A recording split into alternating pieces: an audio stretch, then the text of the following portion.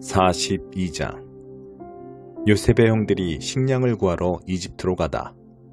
야곱이 이집트에 식량이 있다는 소문을 듣고 아들들에게 말했다. 어째서 잠자코 앉아서 서로 얼굴만 쳐다보고 있느냐. 이집트에 식량이 있다고 하니 그리로 내려가서 식량을 좀 사오너라. 그래야 우리가 굶어 죽지 않고 살지 않겠느냐. 요셉의 형 10명이 식량을 구하러 이집트로 내려갔다. 야곱은 요셉의 아우 베냐민을 그들과 함께 보내지 않았다. 그에게 무슨 일이 일어날까봐 두려웠기 때문이다. 가나안 땅에도 기근이 심하게 들었으므로 이스라엘의 아들들은 식량을 사러 가는 다른 사람들과 함께 이집트로 갔다. 그때 요셉은 이집트 온 땅을 다스리고 있었다.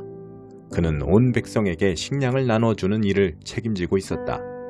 요셉의 형들이 도착하여 그에게 절하며 경의를 표했다. 요셉은 곧바로 그들을 알아보았으나 마치 모르는 사람을 대하듯 엄하게 말했다. 요셉이 물었다. 너희는 어디에서 왔느냐? 그들이 대답했다. 가나안에서 왔습니다. 저희는 식량을 사려고 왔습니다. 요셉은 그들을 알아보았으나 그들은 그를 알아보지 못했다. 요셉은 그들에 관해 꾸었던 꿈을 떠올리며 말했다. 너희는 정탐꾼들이다. 너희는 우리의 약점을 살피러 온 것이다. 그들이 말했다. 아닙니다, 주인님. 저희는 식량을 사러 왔을 뿐입니다. 저희는 모두 한 남자의 아들들입니다. 저희는 정직한 사람들입니다. 정탐이라니 당치도 않습니다. 요셉이 말했다. 아니다. 너희는 정탐꾼들이다. 너희는 우리의 약점을 찾으러 온 게 틀림없다. 그들이 말했다. 저희 형제는 모두 12이며 가나안 땅에 사는 한 아버지의 아들들입니다. 막내는 아버지와 함께 있고 하나는 없어졌습니다. 그러나 요셉이 말했다. 내가 말한 대로 너희는 정탐꾼들이다. 내가 너희를 시험해보겠다. 바로의 살아계심을 두고 맹세하건대 너희 아우를 이곳으로 데려오기 전에는 너희가 이곳을 떠나지 못할 것이다. 너희 가운데 한 사람이 가서 너희 아우를 데려오고 나머지는 이곳 감옥에 남아있거라. 너희 말이 사실인지 아닌지 확인해야겠다. 바로의 살아계심을 두고 말하건대 너희는 정탐꾼들인 게 틀림없다. 그리고 나서 요셉은 그들을 감옥에 집어넣고 사흘을 지내게 했다. 사흘째 되는 날 요셉이 그들에게 말했다. 너희가 살고 싶다면 이렇게 하여라. 나는 하나님을 경외하는 사람이다. 너희 말대로 너희가 정직하다면 너희 형제 가운데 한 사람만 이곳 감옥에 남고 나머지는 식량을 가지고 굶주리는 너희 가족에게 돌아가거라. 그러나 너희는 너희 막내 아우를 내게 데려와서 너희 말이 진실임을 증명해야 한다. 그래야 너희 가운데 한 사람도 죽지 않을 것이다. 그들은 그렇게 하기로 했다. 그들이 서로 말하기 시작했다. 지금 우리는 우리 아우에게 한 짓의 죗값을 치르고 있는 거야. 우리 아우가 살려달라고 할 때 그 애가 얼마나 두려워했는지 우리가 똑똑히 보았잖아. 그런데도 우리는 그 애의 말을 들은 채도 하지 않았어. 그래서 이렇게 공경에 처하게 된 거야. 르우벤이 한마디 했다. 내가 너희에게 그 애를 다치게 하지 말라고 하지 않았더냐. 그런데도 너희는 내 말을 듣지 않았어. 지금 우리는 그 애를 죽인 죗값을 치르고 있는 거야. 요셉이 통역을 쓰고 있었으므로 그들은 요셉이 모든 말을 알아듣는 줄 알지 못했다. 요셉은 그들이 보지 못하는 곳으로 물러나와 울었다. 그는 마음이 진정되자 그들이 지켜보는 앞에서 시므온을 붙잡아 묶고 죄수로 삼았다. 그런 다음 요셉은 지시를 내려 그들의 자루에 곡식을 채우고 가져온 돈을 각자의 자루에 덜어넣게 했고 또 그들이 돌아가는 길에 먹을 양식을 주게 했다. 요셉이 지시한 대로 되었다. 그들은 식량을 나귀에 싣고 출발했다. 잠잘 곳에 이르러 그들 가운데 하나가 나귀에게 먹이를 주려고 자루를 열어보니 자루 안에 돈이 있었다. 그가 형제들을 불러 말했다. 내 돈이 되돌아왔어. 여기 내 자루 속에 돈이 들어있다. 다들 그것을 보고는 놀라서 두려워했다. 하나님께서 우리를 어떻게 하시려는 거지? 그들은 가나안 땅에 있는 아버지 야곱에게 돌아가서 그동안 있었던 일을 낱낱이 말했다. 그 나라를 다스리는 사람이 우리에게 엄히 말하면서 우리를 정탐꾼으로 몰아세웠습니다. 우리는 이렇게 말했습니다. 저희는 정직한 사람들이지 결코 정탐꾼들이 아닙니다. 저희는 12형제이고 모두가 한 아버지의 아들들입니다. 하나는 사라졌고 막내는 아버지와 함께 가나안 땅에 있습니다. 그랬더니 그 나라의 주인이 이렇게 말했습니다. 너희 형제들 가운데 한 사람은 내 곁에 남겨두고 너희는 굶주린 가족을 위해 식량을 가지고 가거라.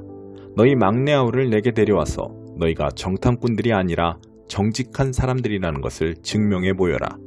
그러면 나는 너희 형제를 풀어주고 너희는 이 나라에 마음대로 오가게 될 것이다. 그들이 식량 자루를 비우는데 자루에서 각 사람의 돈주머니가 나왔다. 그들과 그들의 아버지는 그 돈을 보고서 근심에 사로잡혔다. 그들의 아버지가 말했다. 너희는 내가 얻은 모든 것을 빼앗아 가는구나. 요셉도 없어지고 시므온도 없어졌는데 이제는 베냐민마저 빼앗아 가려고 하는구나. 너희 말대로 하면 내게 무엇이 남겠느냐. 루벤이 목소리를 높여 말했다. 제 두 아들의 목숨을 아버지의 손에 맡기겠습니다. 제가 베냐민을 데려오지 않으면 아버지께서 그 아이들을 죽이셔도 좋습니다. 베냐민을 제게 맡겨주십시오. 제가 반드시 그 아이를 데려오겠습니다. 그러나 야곱은 거절했다. 내 아들을 너희와 함께 내려보낼 수는 없다. 그 아이의 형은 죽었고 내게 남은 것은 이제 그 아이뿐이다. 길에서 그 아이에게 무슨 일이라도 생기면 너희는 백발이 성성한 채 슬퍼하는 날을 땅에 묻어야 할 것이다. 12장 욕심 가득한 소작농들 이야기. 예수께서 그들에게 여러 이야기를 들려주기 시작하셨다. 어떤 사람이 포도원을 세웠다. 그는 포도원에 울타리를 치고 포도즙자는 틀을 파고 망대를 세운 다음에 소작농들에게 맡기고 먼 길을 떠났다. 수확할 때가 되자 그는 수익을 거두려고 소작농들에게 종 한 사람을 보냈다. 소작농들은 그를 잡아서 마구 때려 빈손으로 돌려보냈다. 주인이 다른 종을 보내자 그들은 그를 골탕 먹이고 모욕을 주었다. 주인이 또 다른 종을 보내자 그들은 그를 죽여버렸다. 주인은 계속해서 많은 종들을 보냈으나 소작농들은 그를 때리기도 하고 죽이기도 했다. 결국 한 사람밖에 남지 않았다. 사랑하는 아들이었다. 포도원 주인은 최후방책으로 아들을 보내며 저들이 내 아들만큼은 존중하겠지 하고 생각했다. 그러나 소작농들은 오히려 이것을 기회로 삼았다. 그들은 욕심이 가득하여 두 손을 비비며 말했다. 이자는 상속자다. 그를 죽이고 우리가 재산을 다 차지하자. 그들은 그 아들을 잡아 죽여서 울타리 밖으로 내던졌다. 너희 생각에는 포도원 주인이 어떻게 할 것 같으냐? 맞다. 그가 와서 그들을 다 없애버릴 것이다. 그리고 포도원 관리는 다른 사람들에게 맡길 것이다. 너희가 성경을 직접 읽어보아라. 석공들이 내버린 돌이 이제 모퉁이 돌이 되었다. 이것은 하나님이 하신 일, 눈을 씻고 보아도 신기할 따름이다. 대제사장과 종교학자와 지도자들은 당장 예수를 잡고 싶었으나 여론이 두려워 참았다. 그들은 그 이야기가 자기들을 두고 한 것임을 알았다. 그들은 서둘러 그 자리를 떠났다. 황제의 것, 하나님의 것.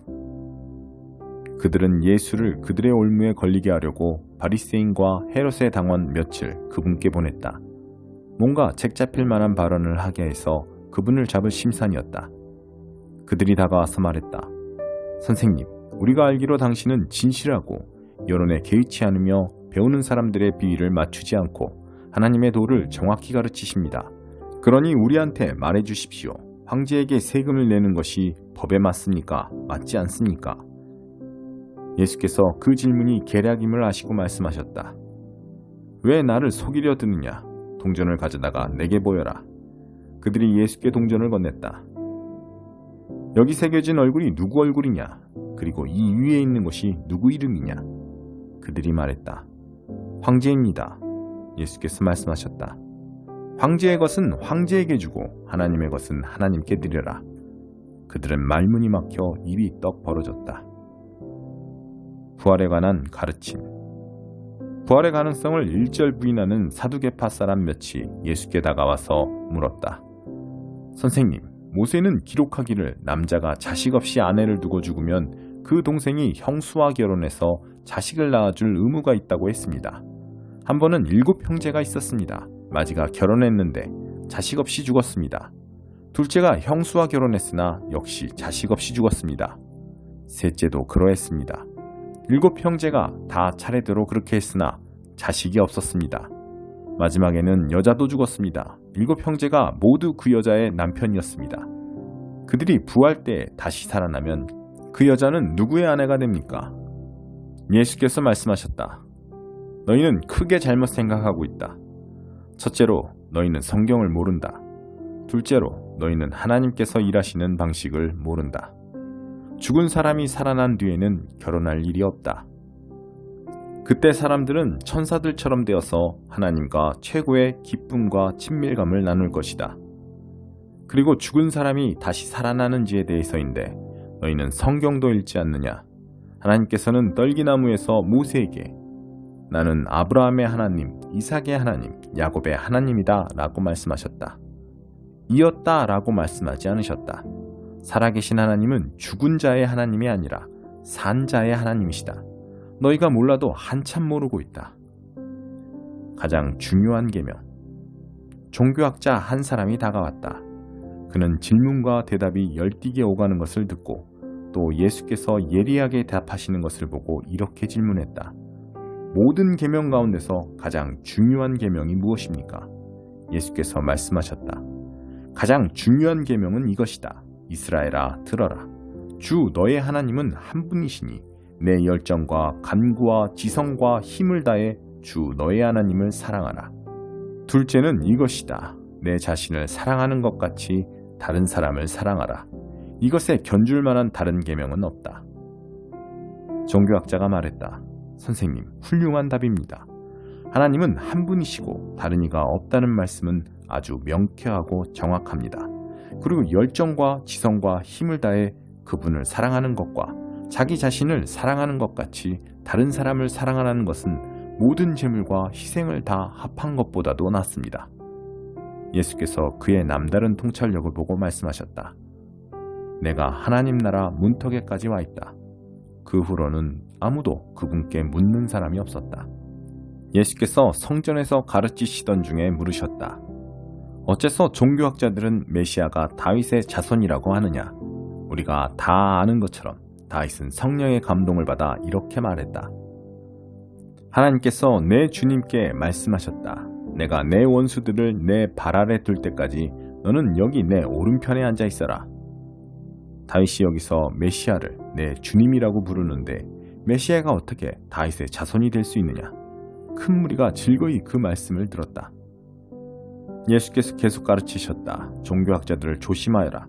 그들은 가운을 입고 다니며 사람들의 지켜 세우는 말에 우쭐하고 중요한 자리를 차지하면서 교회의 모든 행사에서 상석에 앉기를 좋아한다. 언제나 그들은 연약하고 무력한 사람들을 착취한다. 그들의 기도가 길어질수록 그들의 상태는 더 나빠진다. 마지막에 그들은 그 값을 치르게 될 것이다.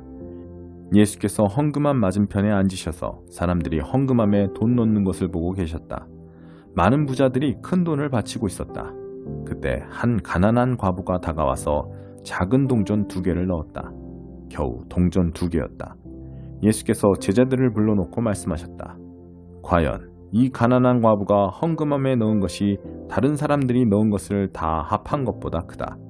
다른 사람들은 아깝지 않을 만큼 헌금했지만 이 여자는 자기 형편보다 넘치도록 드렸다. 자신의 전부를 드린 것이다. 8장. 이번에는 수아 사람 빌닷이 말했다. 어떻게 그런 말을 계속할 수 있는가? 터무니없는 말만 시끄럽게 늘어놓고 있군. 하나님이 실수하시겠는가? 전능하신 하나님이 이를 그르치신 적이 있는가? 자네 자식들이 하나님께 죄를 지은 것이 분명하네. 그렇지 않다면 하나님이 왜 그들을 벌하셨겠나? 자네가 해야 할 일을 말해주겠네. 더 이상 미루지 말게나. 전능하신 하나님 앞에 무릎을 꿇게. 자네 말 맞다나 자네가 결백하고 정직하다면 아직 늦지 않았네. 하나님이 달려오실 걸세. 모든 것을 바로잡으시고 자네의 재산을 회복시켜 주실 걸세. 지금 자네의 모습은 보잘것없지만 나중에는 전보다 훨씬 나아질 걸세. 우리 선조들에게 물어보게나. 그분들이 그 윗대 선조들에게 배운 내용을 살펴보게나. 우리는 갓 태어난 사람들과 같아서 배울 것이 많고 배울 날은 그리 길지 않네. 그러니 선조들에게 배우고 뭐가 뭔지 듣고 그분들이 경험을 통해 터득한 것을 전수받으면 좋지 않겠나? 흙이 없는데 소나무가 크게 자라고 물이 없는데 달콤한 토마토가 주렁주렁 열리겠는가? 잘리거나 꺾이지 않고 활짝 핀 꽃은 근사해 보이지만 흙이나 물이 없으면 풀보다 빨리 마른다네. 하나님을 잊은 모든 사람에게 그런 일이 벌어지고 그들의 모든 희망은 물거품이 되고 말지. 그들은 가느다란 실 하나에 목숨을 거는 꼴이요 거미줄에 운명을 거는 꼴이네. 살짝 건드리기만 해도 실은 끊어지고 한번 콕 찌르기만 해도 거미줄은 망가지고 만다네. 그들은 햇빛을 받고 불쑥불쑥 솟아나 정원을 덮치는 잡초와 같네. 사방으로 뻗어나가 꽃보다 더 크게 자라고 돌 사이에도 뿌리를 내리지. 하지만 정원사가 놈들을 뿌리채 뽑아내도 정원은 조금도 아쉬워하지 않네. 하나님을 경외하지 않는 자들은 빨리 사라질수록 좋네. 그래야 그 자리에 좋은 초목이 자랄 수 있으니 말이야. 하나님이 착한 사람을 내치실 리 없고 나쁜 사람을 도우실 리도 없네. 하나님이 자네에게 웃음을 돌려주실 걸세. 자네가 기뻐 외치는 소리로 지붕이 들썩거릴 거야. 자네 원수들은 완전히 망신을 당하고 그들이 세운 허울 좋은 집은 무너지고 말 걸세. 12장 하나님께 바쳐진 삶. 그러므로 나는 이제 여러분이 이렇게 살기를 바랍니다. 하나님께서 여러분을 도우실 것입니다. 여러분의 매일의 삶, 일상의 삶, 자고 먹고 일하고 노는 모든 삶을 하나님께 헌물로 드리십시오. 하나님께서 여러분을 위해 하시는 일을 받아들이는 것이 바로 여러분이 그분을 위해 할 수 있는 최선의 일입니다. 문화에 너무 잘 순응하여 아무 생각 없이 동화되어 버리는 일이 없도록 하십시오. 대신에 여러분은 하나님께 시선을 고정하십시오. 그러면 속에서부터 변화가 일어날 것입니다. 그분께서 여러분에게 바라시는 것을 흔쾌히 인정하고 조금 더 머뭇거리지 말고 거기에 응하십시오. 여러분을 둘러싸고 있는 문화는 늘 여러분을 미숙한 수준으로 끌어낮추려 하지만 하나님께서는 언제나 여러분에게서 최선의 것을 이끌어내시고 여러분 안에 멋진 성숙을 길러주십니다. 하나님께서 주신 것들에 대한 깊은 감사의 마음으로 여러분에 대해 특별한 사명을 받은 사람으로서 말씀드립니다. 여러분은 순전히 은혜 가운데 살고 있습니다. 여러분이 마치 하나님께 뭔가 좋은 것을 해드리고 있는 것처럼 착각하지 마십시오. 그렇지 않습니다. 실은 하나님께서 여러분에게 온갖 좋은 것을 가져다주고 계신 것입니다. 우리가 우리 자신을 바르게 알게 되는 것은 오직 하나님과 또한 그분이 우리를 위해 하고 계신 일에 주목할 때이지 우리 자신과 또한 우리가 그분을 위해 하는 일에 주목할 때가 아닙니다. 우리 각자는 사람 몸의 다양한 부분과 같습니다. 각 부분은 전체 몸에게 의미를 얻습니다. 그 반대는 아닙니다. 지금 우리가 말하는 몸은 택함받은 사람들로 이루어진 그리스도의 몸을 말합니다. 우리 각자의 의미와 기능은 우리가 그분 몸의 한 부분으로서 갖는 의미와 기능입니다. 잘려나간 손가락, 잘려나간 발가락이라면 무슨 대단한 의미와 기능이 있겠습니까? 우리는 그리스도의 몸 안에서 빼어난 모양과 탁월한 기능을 부여받은 부분들로 지음받았습니다. 그러므로 우리는 지음받은 본연의 모습대로 살아가야 합니다. 시기심이나 교만한 마음을 품고서 다른 사람들과 자신을 비교해서는 안 됩니다. 자기가 아닌 다른 무엇이 되려고 애쓰지 마십시오. 설교하는 일이라면 하나님의 메시지만을 전하고 그와 상관없는 내용을 전하지 마십시오. 돕는 일이라면 도와주기만 하지 월권하지 마십시오. 가르치는 일을 한다면 여러분이 가르치는 바를 고수하십시오. 격려하고 안내하는 일이라면 으스대지 않도록 조심하십시오. 책임자 위치에 있다면 멋대로 권력을 휘두르지 마십시오. 곤란에 빠진 사람들을 원조하는 일에 부름받았다면 늘 눈을 크게 뜨고 잘 살펴 신속하게 움직이도록 하십시오. 불우한 사람들과 더불어 일하는 사람이라면 그들 때문에 화를 내거나 우울해지지 않도록 하십시오. 늘 얼굴에 미소를 띠고 일하십시오. 중심으로부터 사랑하십시오. 사랑하는 척하지 마십시오. 악은 필사적으로 피하십시오. 선은 필사적으로 붙드십시오. 깊이 사랑하는 좋은 친구들이 되십시오. 기꺼이 서로를 위한 조연이 되어 주십시오. 지쳐 나가 떨어지지 않도록 하십시오. 늘 힘과 열정이 가득한 사람이 되십시오. 언제든 기쁘게 주님을 섬길 준비를 갖춘 종이 되십시오. 힘든 시기에도 주저앉지 마십시오.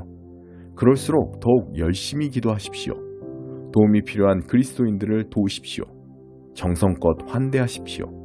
원수에게도 축복해 주십시오. 온갖 악담을 퍼붓거나 하지 마십시오. 친구들이 행복해할 때 함께 기뻐해 주십시오. 그들이 슬퍼할 때 함께 울어주십시오. 서로 잘 지내십시오. 혼자 잘난 척하지 마십시오. 별 볼 일 없는 이들과도 친구가 되십시오. 대단한 사람인 양 굴지 마십시오. 대받아치려고 하지 마십시오. 대신 누구에게서나 아름다운 점을 찾으십시오. 할 수 있다면 모든 사람과 더불어 사이좋게 지내십시오. 받은 대로 갚아주겠다고 고집하지 마십시오. 그것은 여러분이 할 일이 아닙니다. 내가 심판할 것이다. 내가 알아서 할 것이다. 라고 하나님께서 말씀하십니다. 우리의 성경은 원수가 굶주리고 있는 것을 보면 가서 점심을 사주고 그가 목말라 하면 음료수를 대접하라고 말하고 있습니다. 여러분이 그런 관대함을 베풀면 원수는 소스라치게 놀랄 것입니다. 악이 여러분을 이기도록 관두지 마십시오. 오히려 선을 행함으로써 악을 이겨내십시오.